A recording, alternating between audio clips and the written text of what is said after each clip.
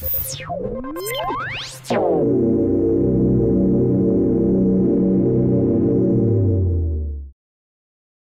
like, you know about that's just more than suspect, or you have proof on? Because there's many of these conspiracies, from things like David Icke, Alex Jones. Over here you've got things like TNS, the UK column, Truth Juice, Roger Hayes, Lou Collins, Holly Gregg, Edge Media, The Love Police, and Anonymous, and Occupy, and things like that. So do you know anything about any of them labels? Oh, do you know what? All of the above. Let me take this to as far as I can by saying you need to understand that control isn't always overt. I think that's one lesson we have learned from David Icke, is that often control is covert, and that often means that some people are being used as blind instruments and they're not even aware of it. But it's for us, the awake and aware population, who are learning to discern the truth. And, you know, I've been around the mill a few times. I've worked with lots of interesting people. I can certainly see where these elements have crept in, and they are manipulating these people, and these people are being used in certain ways. So let me put this to you another way. Okay, you've got all these people who propose to be writers and journalists of the alternative media. Every single journalist, okay, that is officially called a journalist, that works for a media agency, a mainstream media agency, okay? First off, most of them have defense clearing, military defense clearing, okay? They actually will have a military defense identification, which means that they are actually considered agents of intelligence. So that is, you know, if you want to draw the link to what's gone on with your telephone hacking scandal in the UK, all right, that actually, and I've been trying to say for a long time, that is a good example of how actually I believe mainstream media is actually more intelligence-based than it is sort of media-based. But hang on, intelligence has always been about controlling the population, and intelligence controls all media. So of course, the journalists are working for the intelligence agencies, and we have to then see them, all right, as intelligence operatives. You don't, and I've recently worked with Dr. Judy Wood, and she said to me, you know, they planned 9/11, you don't think they planned the cover-up? You know, if you don't like the lie behind door number 1, they'll show you the lie behind door number 2. And we have to keep going until we sort of find something that goes, oh, hang on, that kind of makes a bit more sense, because a lot of it is being put out there to distract us from the deeper truths. And yes, there are definitely people, a lot of the people you've mentioned, who have big question marks, and I have lots of proof, and I've put out lots of articles and evidence, information, and various YouTube footage, tapes. Please, you know, if anyone wants to check them out, do. And you can see how I've, over time of working with these people, built up this file of information with regards to certain people that categorically put them in a situation where we, the public, are questioning them, because they are certainly not working towards the best interests of humanity with what they're doing, specifically by manifesting and profiteering of the truth movement, which ultimately we need to be working away from a monetary system, not taking more money from those people we're trying to help. And that is the bottom fundamental orientation people need to get their heads around. There are people, and the first one I want to speak about, you've just had him on, and I'm ashamed that Ian Crane couldn't actually be bothered to face me, because I've opted many times to have an intellectual debate with him regarding this, and he won't take me on, because you know he won't win. He knows I've got all the evidence. He knows I'm holding all the cards. And what evidence is this? Because like, I don't know the full ins and outs. I saw something that you posted up a while ago, a little blog on Facebook, something to do with the TV channel or something, but I didn't get the full picture, so well, in your words. Ian Crane, the full picture is not too hard to find. As I mentioned, we own a little media company. We build websites, I make commercials and stuff, you know, within this little business that we have, you know, to keep us going in this 3D world we still live in. But the simple fact is, with our business, we actually have some very sophisticated software scanning equipment which scans websites, because we need it for the business to build websites for various companies. And we can scan websites online to see what links they've got attached to them, you know, what links need to be brought over to news sites, etc. Very technical, but bottom line is we scanned Ian Crane's website. It's not even a website, it's a web shop. Okay, that's what it comes up in Google search. It's a web shop. It is not even an information platform with information on it and a web shop attached. It's just a web shop. And in fact, if you look at the app icon for Ian Crane's web shop, it's actually a little square with a trolley in. All right? So let's start there. Before we actually get into the hard evidence, let's look at the basics, the fundamental orientations of moral belief. You know, are we here to educate people, or are we here to profit off them? And to be honest with you, when you question Ian Crane about some of the deeper layers of the conspiracy realm, which I cover in great detail in my work and through my various evidence and in my books, and yes, I am pointing the finger directly at Rome, you won't hear Ian Crane utter a word. In fact, he will not get into it. And I've actually had email confirmation from someone, and I cannot disclose this person. They sent this to me in utter confidence, stating that Ian Crane was given a choice at one stage to be a big figurehead in the truth movement and make money so long as he stayed away from the topic of the Jesuits, who are ultimately the top controlling secret society within the Roman cult. Whoa, so this really goes that high, does it? Absolutely, absolutely. And I think, you know, the fact that he won't ever get onto the path of Rome, and all paths lead to Rome, let's be honest. Okay, the whole legal structure is set up and underpinned by a uniform commercial code, which is underpinned by Vatican canon law. You know? So the bottom line is, if he won't look at the source of our control and he's pointing fingers in every other direction, he's not helping us discern the truth. End of story. And if, you know, it doesn't take a genius to work that out. Well, I've met Ian a couple of times at festivals, and I actually do believe, but belief is not knowing, that there could be other beings from other dimensions, other realms, even on a physical dimension. But without any solid proof in front of me, I'm not going to focus on that because it's not really got a solution. Much like geoengineering, even 9/11, you look at all these theories that are out there. Yes, it was an inside job, without a shadow of a doubt. Yes, the New World Order is strong. The Illuminati is just a label given to the elites, but these people are real. They are controlling the planet by literally a few families, and we can all agree on that. This is the banking families that are controlling, and everyone's saying the banking elites are evil and the money controls people, and then they purposely make money on top of their truth, which is not going to take the banks down at all. It's just going to line their own pockets. Absolutely. So other things that you have mentioned, like the Holly Gregg story, you had information on that as well, didn't you? Yes, okay. The Holly Gregg story. Now, this is a good one to actually get into. And let me just put that aside for 1 minute, because you mentioned 9/11. I first want to touch on that before I get on to the Holly Gregg. The 9/11 is the best example of exactly just how the truth movement has been infiltrated with cooperatives. Judy Wood, for me, is the best example of, and if you watch the interview we did with her, she categorically to me is proof that there has been deliberate co-opted truth movement set up to divert us. So yeah, check out Judy Wood's information, then look at all the other stuff that's been spun about nanothermite by these big names. And there's lots that I can go into there. I've had lots of dealings with various people who've been trying to get me to take on the information so long as I didn't look at Judy Wood's information. There were conditions to me interviewing them. That to me sends up alarms. Okay? So I was like, oh, hang on, you're not letting me discern for myself. So that, you know, when people try to control you, that is always a sign that they're not working to your best interest. Always people should respect your free will.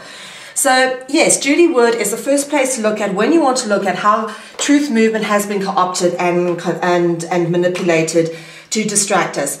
But going on to the Holly Gregg thing, which is an important thing, especially for people in the UK, because I think, you know, there was such a frenzy and such a huge support whipped up and so much money made campaigning for this Holly Demands Justice campaign. And even myself, I raised my own funds, and at the time I was living on the floor of a house that I was squatting. To get the money to go over to Edinburgh from Holland, I mean, was like 2 weeks worth of food money that we had to save up. And I was adamant I was going to go. So I went off to meet Robert Greene, and I went off to this conference in Edinburgh, the Wake Up Call conference. And when I got there, they wouldn't let me in the front door. I was just told that I wasn't welcome at the conference, given no explanation why, after having been invited there by email. Anyway, nonetheless, the next day, Robert Greene and Jim Core met me at the hotel in Edinburgh, and I got an interview with Robert Greene.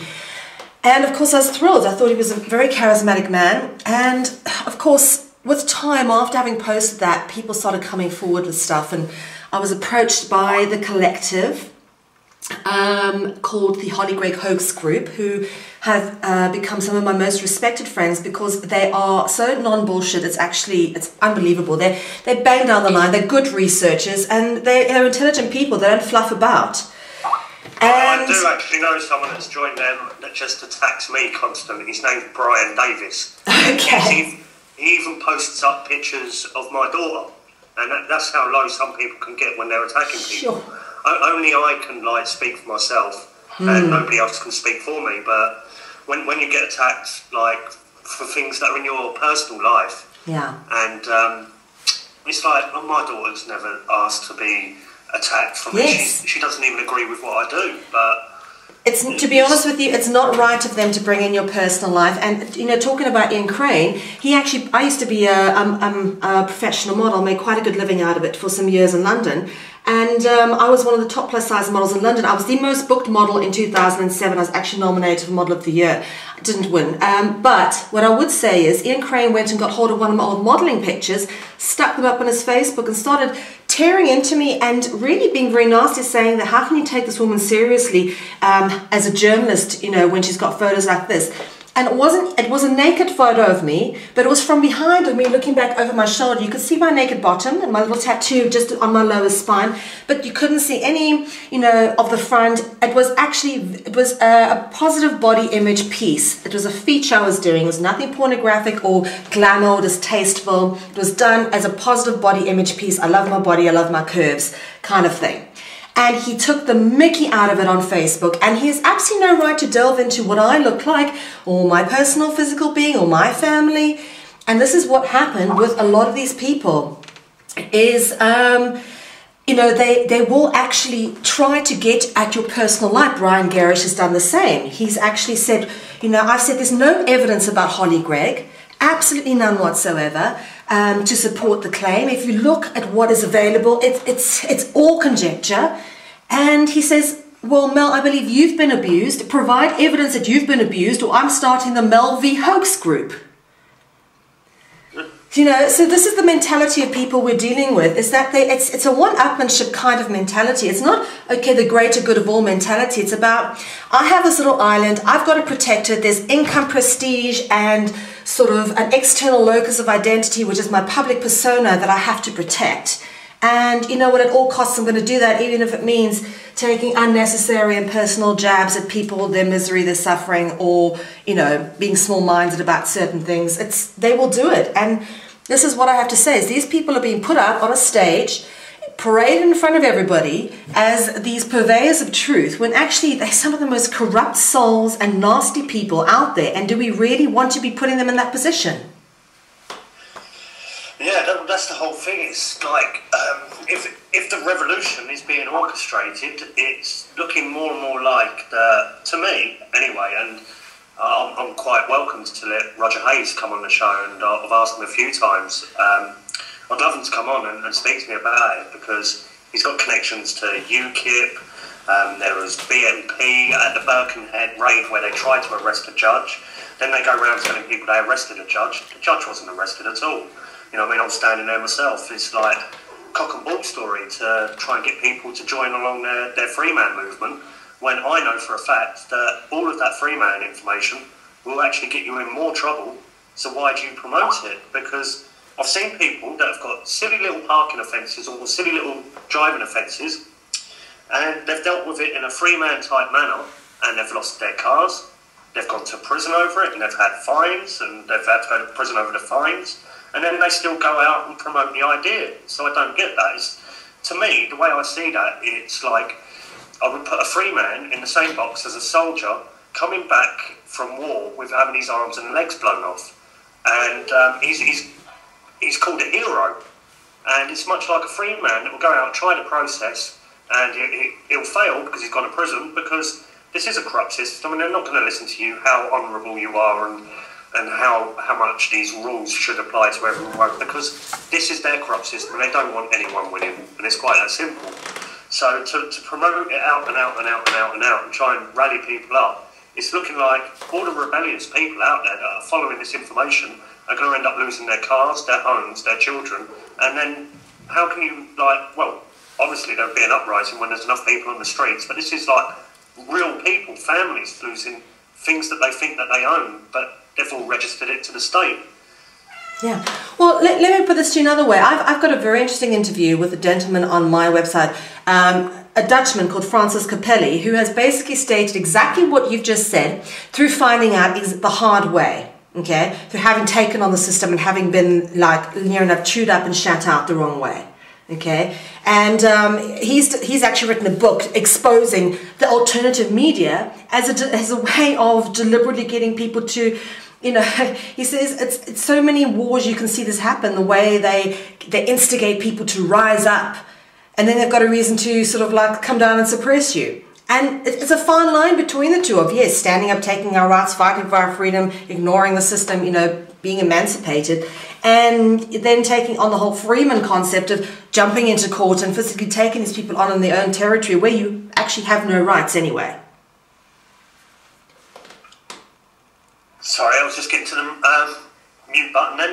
Yeah, you're right there. It's like they create this body of rules and then they give you a load of rights. But they're the ones that have given them to you, and they can take them away. They've created this whole system of lies and the deception.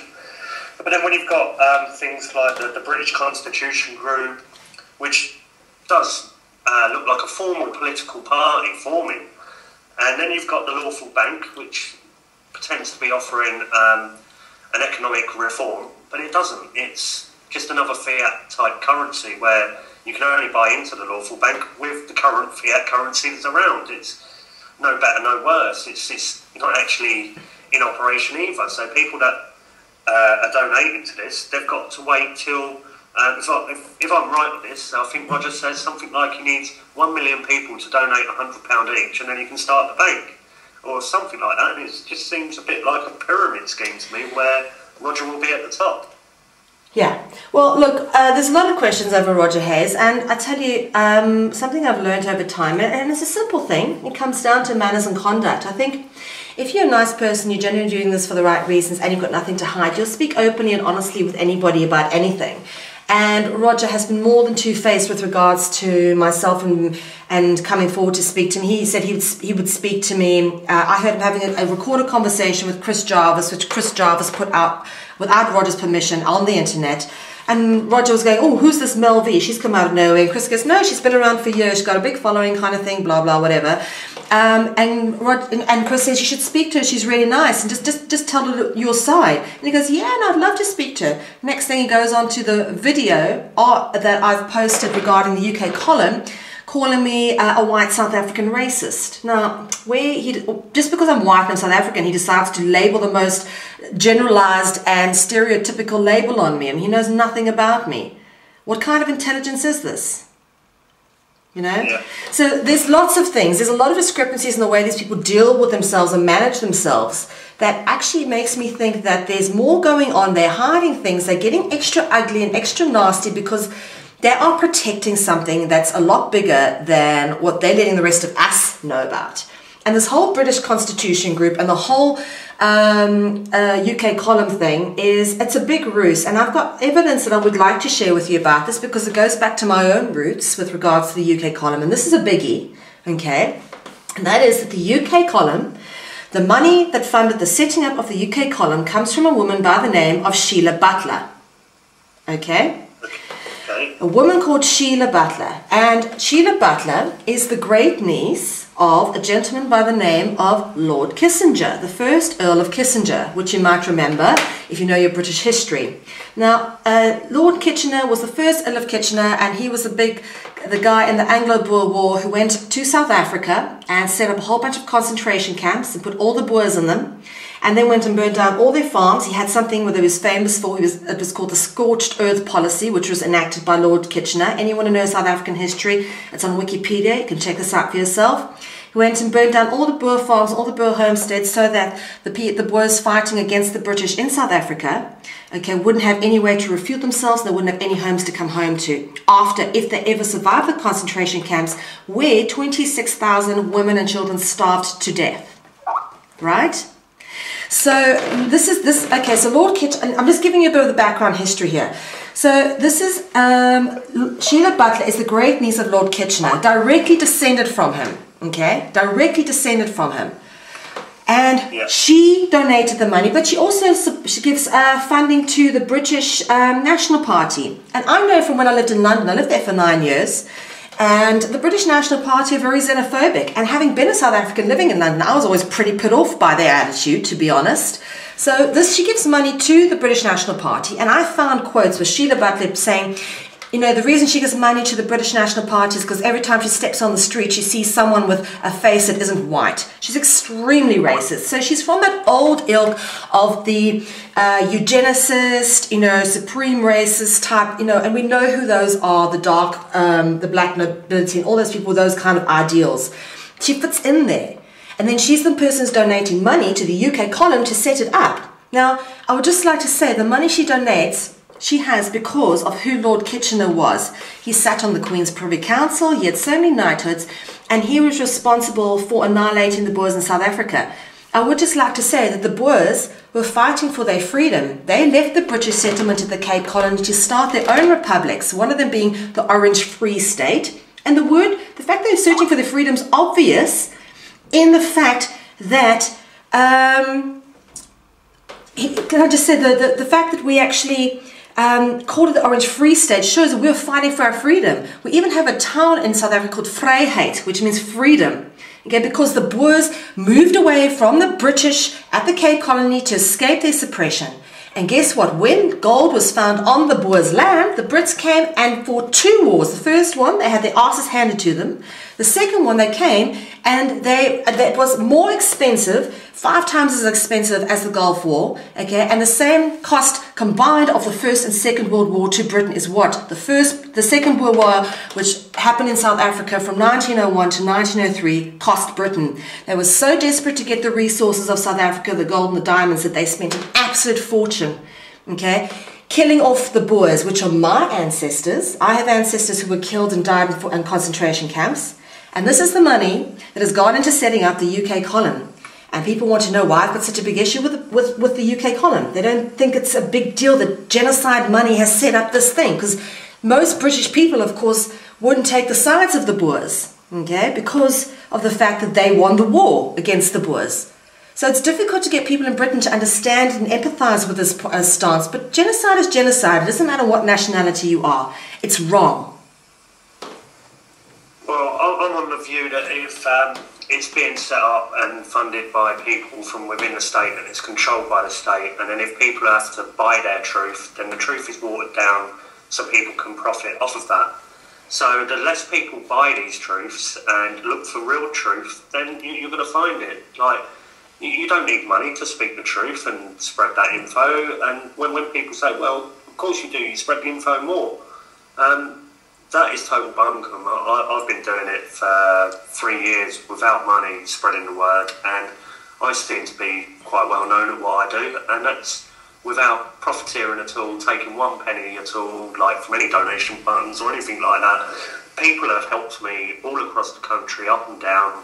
Even the guys from this radio station, I didn't even know them a few weeks ago.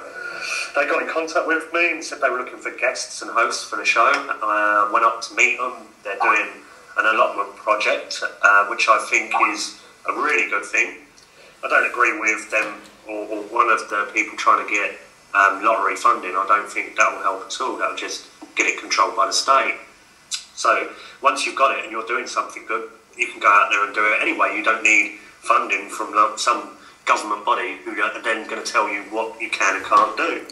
So when you look at things like the BCG, the British Constitution Group, or Occupy, Anonymous, groups like this that are coming forward, pretending to speak for everybody else, and they seem to have an agenda behind them. And with Occupy and Anonymous, which both got heavily involved with this highly great thing as well, they claim to not have a leader, but when they set up, it was all these people come and put themselves in these positions of self-appointed leadership, whether it be the General Assembly, which we found was run by Common Purpose, or the working groups that had Tavistock Institute doing social dreaming, or the finance was all going to Climate Camp, promoting the climate change scam. So everywhere you look, the security team had a guy that instructs High Court enforcement bailiff officers. So everyone that was in a position of control in Occupy was, or acting as a leader in a leaderless movement, had government ties at a very strong level and were there to manipulate. And I haven't really got my finger fully on Anonymous yet. What do you know about Anonymous? Well, it's the same story, to be honest with you. We need to look at, and it's not very hard to discern who are the people trying to distract us. It's the people that are leading us away from the solutions, okay? And the solutions are really based around, first off, truth, integrity, and common heritage of all human beings, you know, promoting that sort of stance. Anyone who's, and I tell you the whole Occupy and Anonymous thing that got me when it started getting going in London, which it's very obvious just how hypocritical, if you just look in at the situation from the outside in Holland, looking in through the BBC and watching how they were occupying outside St. Paul's Cathedral. And then you hear one of the people from Occupy standing on the steps talking to a BBC presenter saying, yes, we're working with the church to come to a solution. I'm thinking, why are you working with the church? St. Paul's Church is like the representation of the Roman Catholic Church in London City, you know, in the banking region. For a reason, it's there. You know, it's the Roman control. It's a Roman cult, a sort of Babylonian temple, right? Why are they working with it? You know, they should be occupying inside of it, not working with the church. I just didn't understand why they were pointing fingers away from the culprits. Anyone that points the finger away from Rome is deliberately working to distort the truth. That's the bottom line, and it's so simple principle. Because I think the simple solutions, because people that find out this sort of stuff are all caught up in the system anyway.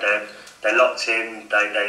People seem to think that they need money to live because they've been programmed their whole life to stick in this old Roman civil law system of having that middleman, i.e. paper and silver coins, to use instead of your skills or bartering or anything else you've got. Yes. And I don't see how people like that are going to support the church as such. Like right, this is one thing that happened down at Occupy. I called it the failed pussy riot.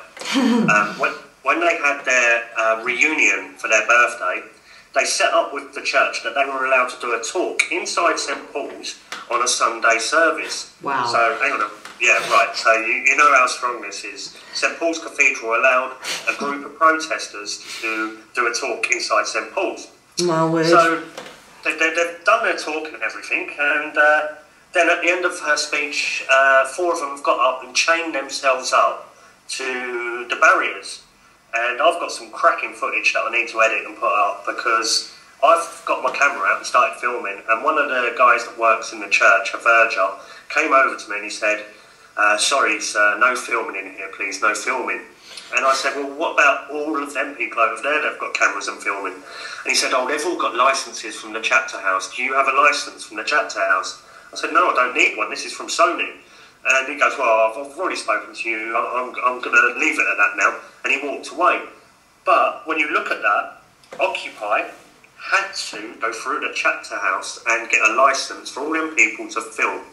Also, the BBC, ITV, Sky News, they were all there inside with their permits to film in there. So this was a little job between the media, Occupy and the church. This is a government operation to manipulate people, to control them in a fake revolution. And when people kick off, they can take all their rights off them and eventually even put them in martial law, RFID chip. Who knows what's coming? That's a brilliant story, Dom. Do you know what? That absolutely typifies exactly the hypocrisy. The fact that the church is supporting them shows that they're working in coordination with the devil. Yeah, it's like, well, I don't know if you know about the stuff that I was doing down Occupy St. Paul's in London and Finsbury Square and Yes, I saw some of the footage. Yeah, we exposed that the Bank of Ideas was a registered limited company. Yes, I saw all of that. Since 2009, it became live when they opened it up. We found so much about this place. The Tavistock Institute's headquarters is literally a 2-minute walk up the road. So these are the mind manipulators of the world. And I said to people, it feels like you're living with 10 Darren Browns down here, because people were down there manipulating people. And I'm watching it, but I've got no proof who these characters were until I started finding out and naming names, like i.e. Saskia Kent, who was running the General Assemblies. I've got a question coming. It's been asked a couple of times, and sure. Sorry, we've been free-flowing. But somebody said, ask her about Israel, whatever that means. Israel. It's a very big topic. Can you be more specific about that? What do you want to know? Prajna, if you'd like to type in a little bit more on that. Well, I'll give you, if you want to give me more specifics, type in, and I'll give you what I would really like to share about this topic, and that is, first off, we must stop using the word Zionism.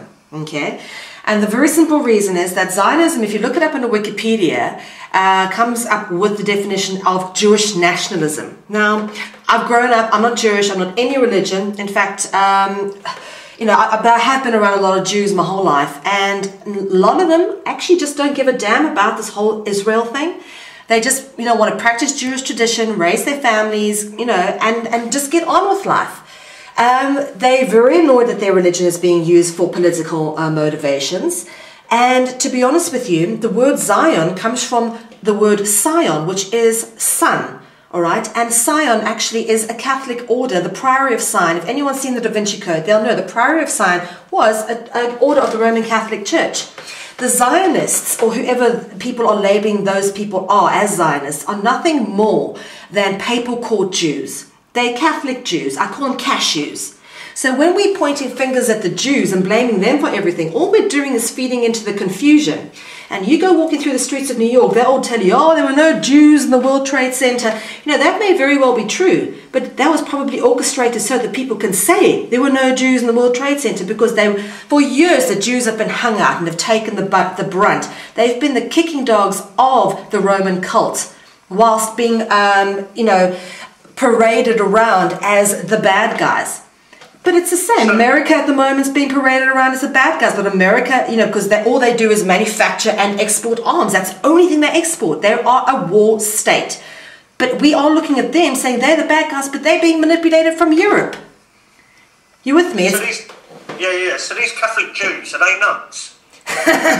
It's a very good question. You know, let's if you want to go to the deeper levels of this, what I would say is that what is being done by the deeper, darker levels of the controllers, however they may be, whatever they may be, all right, they're doing it because, and I've got a book coming out called The Covenant of Salt, which will explain this in more detail. They have a duty to anchor the darkness on this planet to facilitate our evolution. And I know this is hard for people to understand, but really, when you're looking at us as human beings evolving here, we don't only evolve through light, you know, it's through struggle, you know, that we overcome adversity, and we are at our best when we're overcoming adversity. That's when we grow and we mature, and sometimes these things are put in front of us so that we can look at them, decide to work through them, decide we don't want to be anything like them, but learn from it.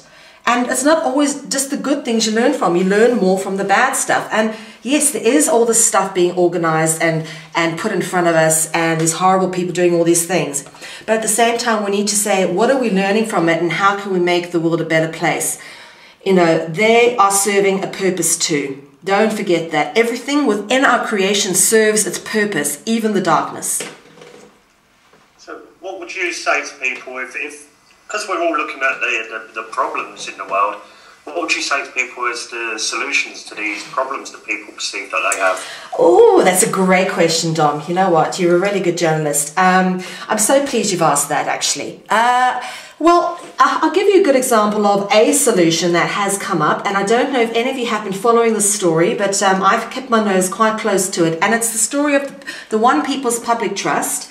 I have actually, just before I was speaking to you, was doing my weekly radio broadcast on Finding Voices Radio, and I was interviewing the people who were involved with setting up this public trust. And Well, the solution is there. Well, I don't know if you know this, but officially and legally, every single corporation and every single bank and every single government in the world is now bankrupt and in default due to this trust which has been set up.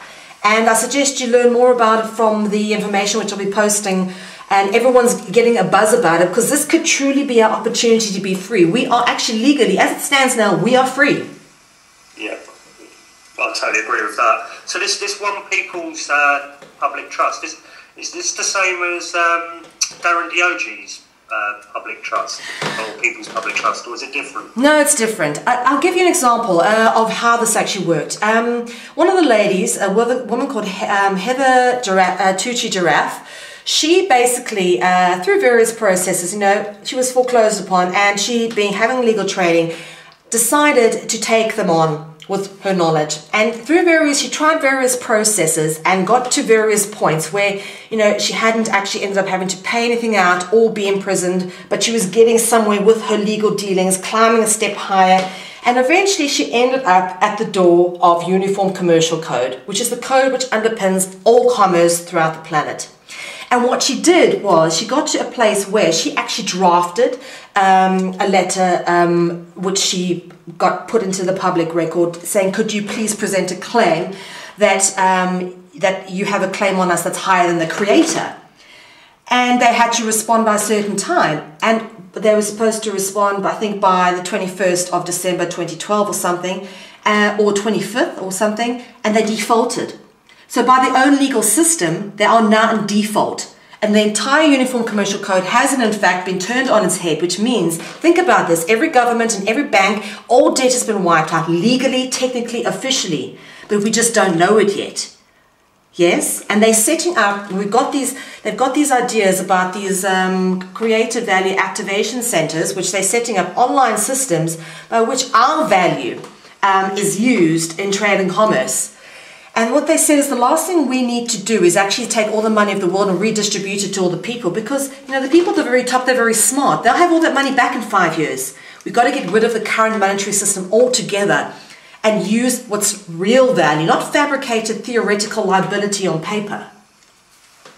So do you think that can come about in this current climate? When $1 million question. God, I hope so. The way I see it is... basically, when you've got these powers that be, these elites that have set up this system for thousands of years, and they've been controlling people covertly as well as overtly, pretty damn well. Now, I recognise the corruption, and I don't think there's too much I can do about it except speak my truth and expose what is going on. On top of that, where I recognise the corruption, I decide not to use it. I don't use banks. I don't even use the name anymore that's tied to the birth certificate, which is the bonded instrument that enslaves you to that world of commerce. Mm-hmm. So I've decided just to say no to all of that. Good for you. Yeah.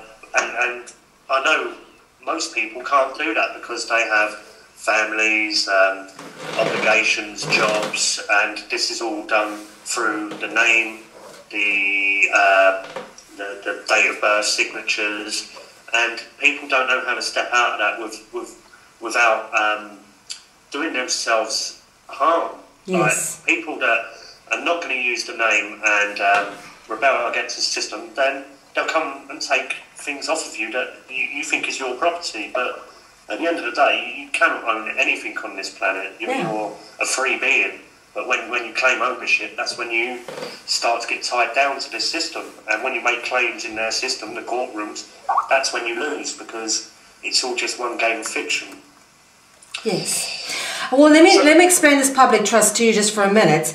The bottom line with this public trust is that it's actually been set up in such a way that all you have to do, if you have somebody coming onto foreclosing on you, sending a bill, what people have done is they've downloaded the templates from the public trust website, which I've supplied to you guys, okay, and they basically said, sorry, you've been foreclosed upon, I'm now dealing with your trustees, because everything on the planet is now owned by the People's Trust. This is how big this is. It's huge. It's a massive story. Massive to get your head around. But please look, I've sent you the information. It is just breaking in the last month. I've just had these trustees on to speak to me. It's incredible what they've managed to do legally. Legally, these people don't have a leg to stand on if they come for you. They don't, because you know what? They can't foreclose on you for your property. They don't even own it anymore. Yeah, I understand all this, but like when you've got 10 bailiffs at the door with a few police officers who are all ignorant of this information, and they have a procedure, and they think they're doing the right thing by their jobs. How could you explain it to 10 bailiffs when they're about to smash your door in and kick you out under a court order, which is totally fraudulent? To be honest with you, it shouldn't get to that point. You should be filing these claims before you have bailiffs banging down your door. Most of the time they'll leave you alone after that, because they have not got a legal leg to stand on. They can't legally sanction they can't legally get a bailiff to go to your front door if they know that your property is not even owned by the people who are trying to get it from you.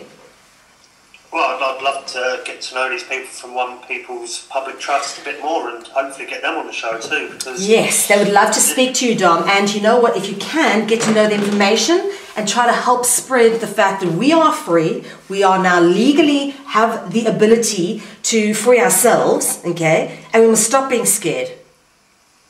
Okay, yeah. But it's like even people like, what's his name? Dean Clifford. He's a bit of a... or seemed to be a bit of a guru within free man and the law information. And this week he's been arrested and had his name taken off of him.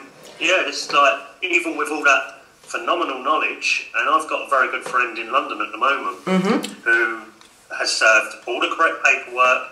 There's a lot of work also being done in the private, so I can't really talk about it. Yeah. But they don't acknowledge it, or when he's sending off paperwork, they'll hold it in cyber, and it's just floating on a recorded delivery, so they've never received it. And they try all these tricks. You know what I mean? The postmaster generals at the top and things like that, they know exactly what's going on and who to look out for when we're sending these documents. So it is their corruption. Are they going to listen to our pieces of paper when their pieces of paper are the ones that are being enforced? Well, this is a question I ask these people. Public trust. I ask these people that same question. I have the same questions and the same fears and the same doubts as you. The practicalities of it all, yes.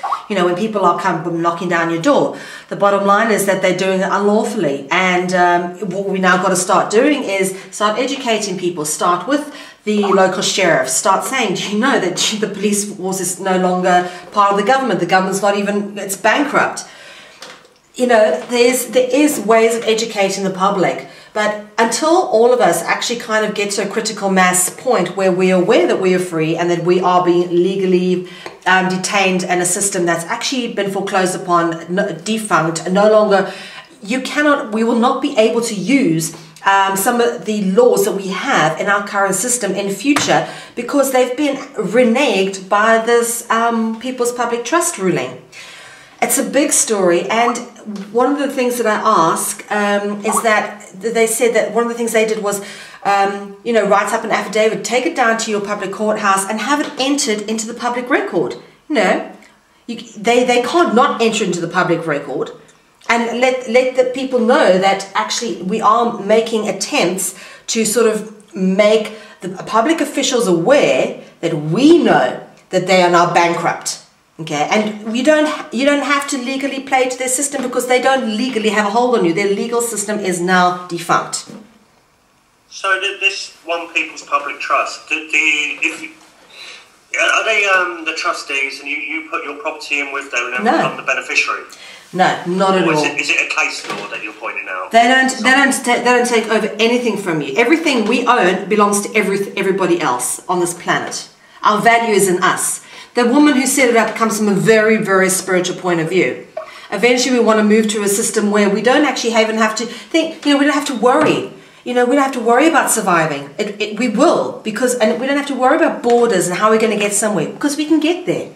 We don't have to think about the money anymore. That's what every decision is based on. And you know what? I think it is literally just round the corner with what they've done. And I don't know how legitimate it'll be once the powers that be get hold of it and start tearing it apart. What I'm saying is what they've done is groundbreaking. They've done something no one else has ever done, which is challenge the Roman cult's claim on us as their possessions, which no one has ever done before.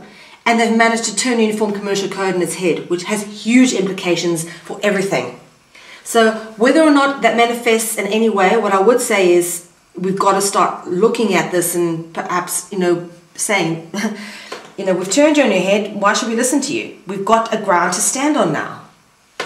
So let me tell people what that website is. It's www.peoplestrust1776.org. Yes. And people will find all the information Mel was talking about on that. Yeah. Well, we're coming up to the end of the show, Mel, so is there any last little bits that you would like to shout out to people, and also drop the info for your website one more time? Yes, well, I'll have a clip, because I said I've just interviewed those people, the trustees, the public trust. I have a clip up on that for you guys tomorrow, and that'll be up on our website, freedomcentral.info, and of course, thank you, Don, for having me on your show. You're very brave, because not many people have the balls. I don't make friends within the truth movement, because I've outed so many of the people that people look up to and aspire to. So thanks a lot and for giving me this opportunity. The first time that I came across you was when I used to look at Charlie Beach's work, and when he came over to Amsterdam. Yes. And there's a lot of stories about Charlie nowadays. Yeah, yes, indeed, absolutely. So yeah, I suppose that's probably when a lot of people got to know me, because Charlie had such a huge audience. No, I did my David Icke interview. I think had over 200,000 views. That's, I think, first people came to know me. But nonetheless, I've evolved so much since that time, and my beliefs and who I believe and who I trust now has changed with time as well. So that's all I can say about that. For sure. Right, it's been an absolutely great show tonight. Now, loads of people have been saying what great info you've been telling people, and I'm more than welcome to come back on my show again. Absolutely love to. Anytime, just send me an invite and I'm there. Brilliant, Mel. All right then, thank you very much, and everyone that's been listening, if you want to catch the podcast, it will be on my channel for sure, commonly known as Don on YouTube. You can even add me on Facebook, I'm commonly known as Don, and please mind the trolls, because there's many clone accounts of me. Have a good night, and after the break we'll be having the Dark City crew call-in, so that's always interesting waffle from the whole crew. Alright, good night and love you all. Bye.